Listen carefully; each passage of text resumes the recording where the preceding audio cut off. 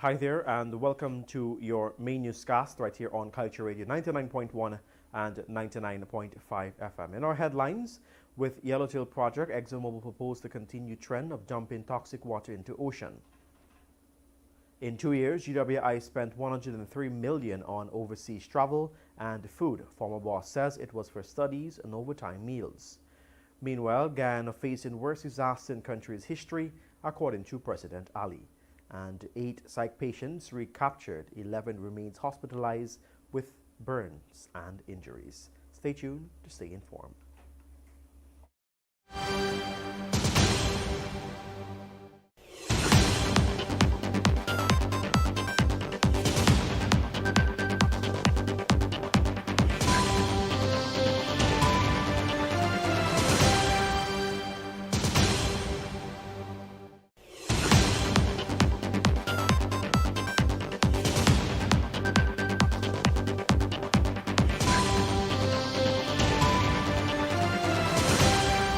Weak systems of governance and the absence of the rule of law both combine to form the perfect stage for corruption to flourish.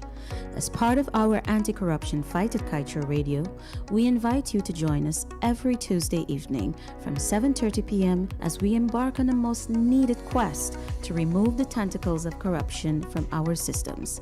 See you then for our latest program called Governance, Corruption and Justice.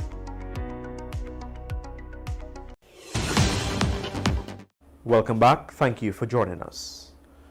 While international best practices dictate that toxic water which is being brought up from reservoirs during oil extraction is supposed to be re-injected into separate wells, ExxonMobil's subsidiary Esso is proposing to do the opposite for its Yellowtail project, the fourth to be developed in the Stabroek Block.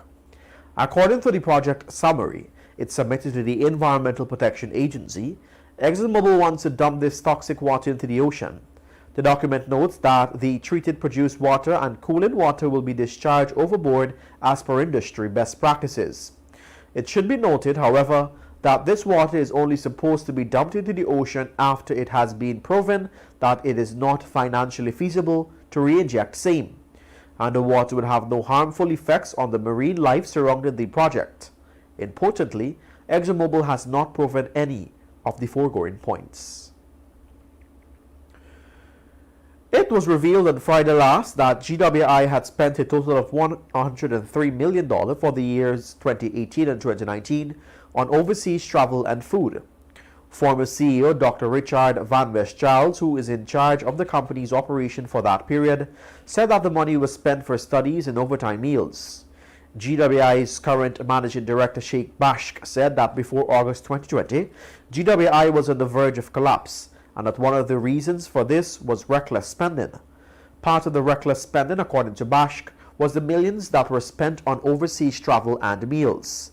Bashk went on to note that for meals, GWI spent $50 million in 2019.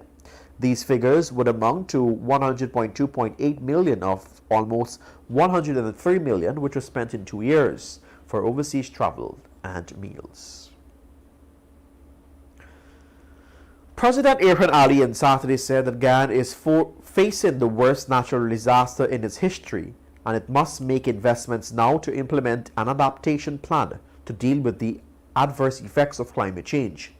He relayed his harrowing experience seeing firsthand how the floods have affected families.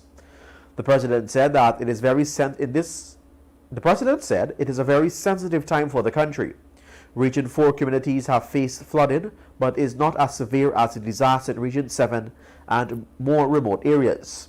Dr. Ali said that the scale of the disaster is misunderstood in the Region 4, noting that the Hope Canal, constructed in response to the devastating 2005 floods, have shielded this region from the worst effects of the flood. This is your main newscast right here on Kaieteur Radio 99.1 and 99.5 FM. More news after the break. Stay with us.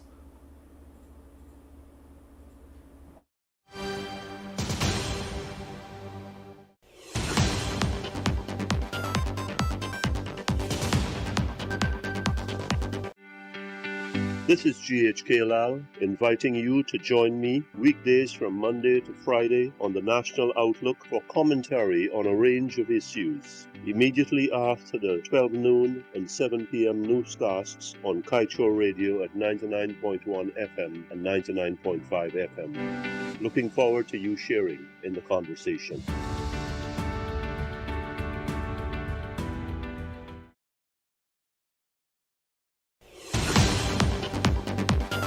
Welcome back. Thank you for joining us.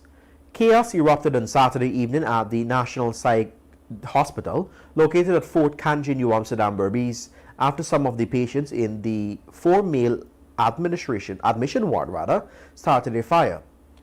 This saw 9 of the escaping while 11 were badly burnt and injured. Police have since confirmed that 8 of the 9 that escaped have been recaptured, but 11 were admitted to the New Amsterdam Hospital with burns and other injuries. 8 of the patients who remained at the institution were moved to the acute center, while 3 were taken to the regional health officer. Dr. Sharma noted that at least 4 of these injured suffered 16 to 20% burns. She added that the police have since been assisted with additional security since yesterday. A barbed wire fence played a major role in assisting police in capturing one of 2 motorcycle bandits on Thursday last after they attempted to rob a woman of her handbag on Church Street. According to a police report, the men were on a red motorcycle, and as they rode past the woman, the pillion tried to snatch her purse but missed.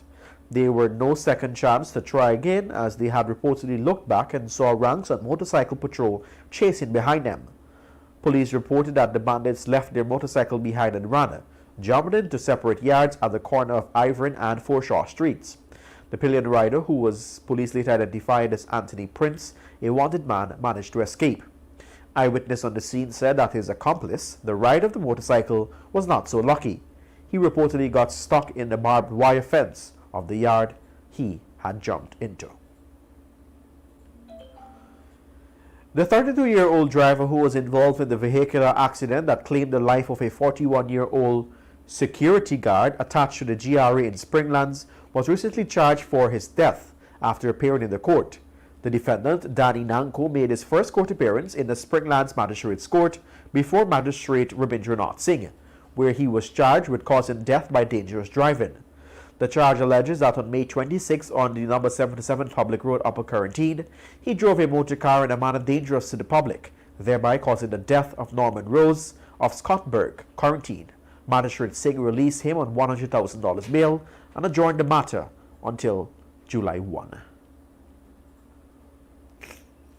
The taxi driver who is accused of taking a teenage girl into a location she did not request and allegedly raped her has since turned himself in after he was informed that he was wanted by police for questioning.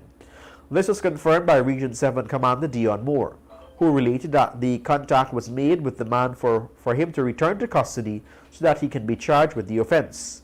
The commander added that he returned last Thursday and is expected to be charged with rape on Wednesday.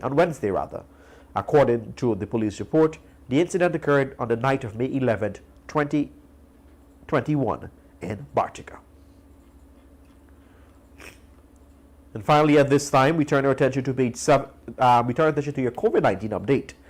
Minister of Health Dr. Frank Anthony says that Guyana is set to receive several batches of the COVID-19 vaccine through various partnerships during the month of June. Guyana is expected another shipment of the Russian Sputnik V vaccines soon. Additionally, the government, through a partnership with CARICOM and the African Union, has procured vaccines from Johnson & Johnson. A consignment of the Oxford AstraZeneca vaccine is expected to arrive this month through the COVAX facility. Additionally, Sinopharm vaccines are expected as well. Minister Anthony said that there will be enough vaccine to immunize the country's entire adult population. To date, the government has seen 207,889 persons, or approximately 42.7% of the adult population, receiving the first dose of their COVID-19 vaccine. Some 73,471 persons, or 15% of the adult population, is fully immunized. And your page 7 of the Kaieteur News comes up next. Stay with us.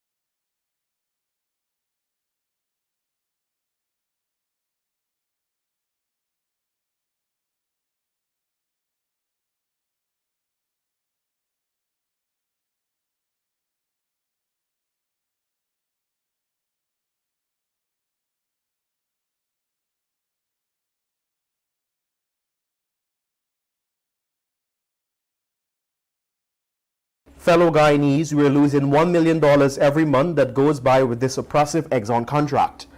We have no full coverage insurance from oil people. Furthermore, this country does not know the interest rate we are paying on the 20 billion loans of Life 2 and Payara.